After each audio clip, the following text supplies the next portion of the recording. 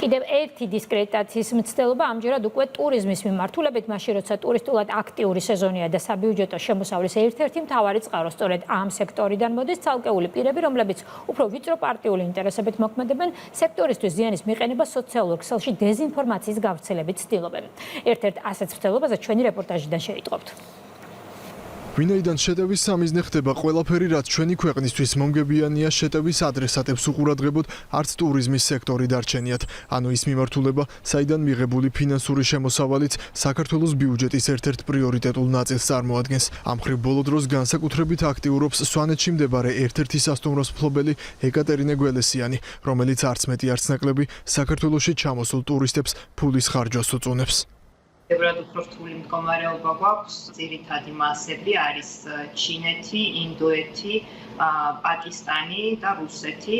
ზოგადად ფულს არ ხარჯავენ, ასე ვთქვათ, რომ შევაჯამოთ. BMG-ის არქივი გველესიანის ამავე ნარატივით გაკეთებულ არაერთ განცხადებას ინახავს, რატომ ცდილობენ ქართული ტურისტული სექტორის დისკრედიტაციას. კითხვაზე პასუხის საფოვნელად დავინტერესდით, ვინ არის ეკატერინე გველესიანი, რომელიც ქართული ტურისტული სექტორის სავალალო მდგომარეობაზე აქტიურად საუბრობს. დოკუმენტებით დასტურდება, რომ ის ნაცმოძრაობის ყოფილი მაღალჩინოსნის ბათუ ქუთელიას თანაპარტნიორია, რომელიც როგორც ირკვევა ბიზნესის წილებს ფლობს. დეკლარაციებით ჩანს, რომ გველესიანს და ქუთელიას საქმიანი ურთიერთობა არაერთი მიმართულებით აკავშირებთ. მეტი სიცხადისთვის ქრონიკის გადამღები ჯგუფი ეკატერინე გველესიანის სასტუმროში მივიდა. სასტუმროში დაგვიდა სურეს, რომ აქ მოსული უცხოელი სტუმრები ნომრებშიც სოლიდურ ფასს იხდიან და ხშირად დამატებით მომსახურებითაც სარგებლობენ. როგორც ირკვევა გველესიანი, გასულ წელთან შედარებით წელს ნომრებს უფრო იაფად აქირავებს. საიდან იწყება ფასები? გარდა სასტუმროსი რა შედის კიდე დავუშვათ. რაში იხდიან ისინი თანხას? შეგვიძლია ტურებით წავიყვანოთ მაგალითად. ჩვეულებრივ იღებენ ყველა მომსახურებას.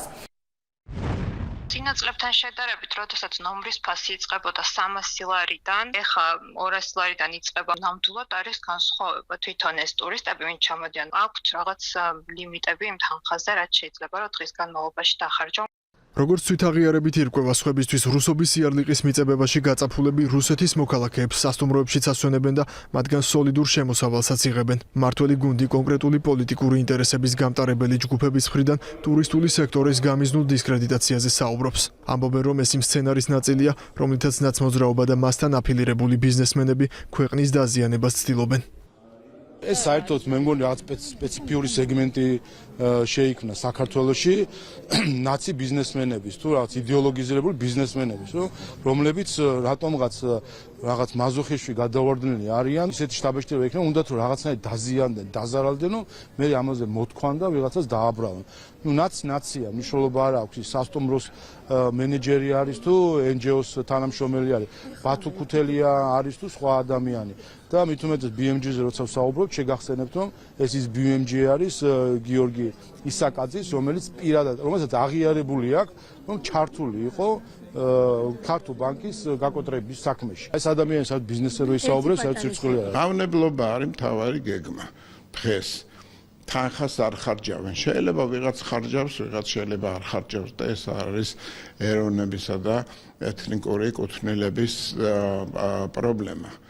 მაგრამ ამასთან დაკავშირებით, როცა ერთი გუნდის წარმომადგენლები ერთი და იგივე უნისონში, ერთი და იგივე განცხადებებს აკეთებენ, ასაკურველი ეს ერთ-ერთი მიმართულებაა საქართველოს დაზარალების მცდელობისა, რომელიც გაწერილია კონკრეტულ სცენარში. არ გამოუვათ ეს დისკრედიტაცია, ეს მათი მენეჯმენტის ამბავი იქნება.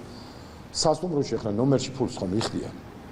მაგას ხო ვერ იტყვიან, რომ შემოუშვიდა ფული არ გადაიხადეს. მაშინ პოლიციას გამოუძახებდნენ და რა თქმა უნდა დაკავებული იქნებოდა ეს ხალხი. ანუ სხვა რა ფულის ხარჯვაზე ლაპარაკობენ. შიგნით სასტუმროში ინფრასტრუქტურა რომ აქვს, ბარი და რესტორანი იქ არ შედიან. ხო და ამაზე ახლა სახელმწიფო მიზურებთ, რომ მათი ბარი და რესტორანი შემოსავლიანი გახდეს.